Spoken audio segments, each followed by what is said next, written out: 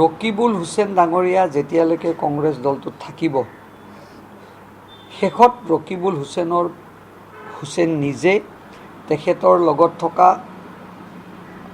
পুত্ৰ আৰু তেখেতৰ চিন্তাধাৰাৰে যিবিলাক ব্যক্তি সেইবিলাকে ৰকিবুল হুছেইনৰ কংগ্ৰেছত থাকিব আৰু বাকী নাথাকে।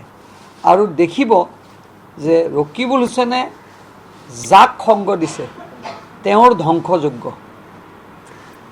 মোৰ এতিয়াও মনত আছে 11ৰ পৰা 13 মানলৈকে হিমন্ত বিশ্ব শৰ্মা ডাঙৰীয়াক যথেষ্ট সংগ দিছিল। আমি তেতিয়া তেখেতে আমাক ধ্বংস কৰিলে, কিন্তু আমাৰ কাৰণে আশীৰ্বাদ হ'ল বিজেপিত।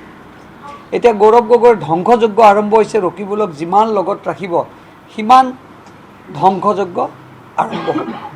যেতিয়ালৈকে ৰকিবুল আৰু গৌৰৱ গগৈ থাকিব, তৰুণ গগৈক যেনেকৈ ধ্বংস কৰিছিল, এতিয়া এইজন শকুনি ৰকিবুল হুছেইন। মইতো আগৰ পৰাই ৰকিবুল হুছেইনক কৈ আহি আছোঁ। প্ৰথম দিনাৰ পৰা যদি মোৰ বাইট চাই, মোৰতো একদম মই কৈছোঁ, মোৰ যদি পলিটিকেল দুশ্মন আছে ৰকিবুল হুছেইন, কাৰণ তেওঁৰ কেৰেক্টাৰ মই জানো। তেওঁ কাকো শান্তিত থাকিব নিদিয়ে। মোকো জেলত ভৰোৱা মানুহটো তেওঁ। মোৰ এতিয়াও মন আছে 2015ত যোনদিনা মোক জেলত পঠিয়াব, তাৰ আগত তেখেতসকলে ৰকিবুল হুছেইন, মুখ্যমন্ত্ৰী তেতিয়া তদানীন্তন মুখ্যমন্ত্ৰী তৰুণ গগৈ, অঞ্জন দত্তই মিছা দা আনি পেলাই টেবুলৰ ওপৰত ৰাখিছে। এতিয়াও বাইট চালে গম পাব।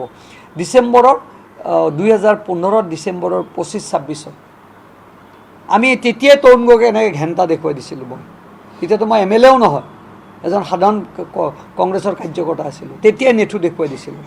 আৰু সেইটোৱে মুখ্যমন্ত্ৰী ডাঙৰীয়াৰ লগত থকা টীমৰ বাহাদুৰি।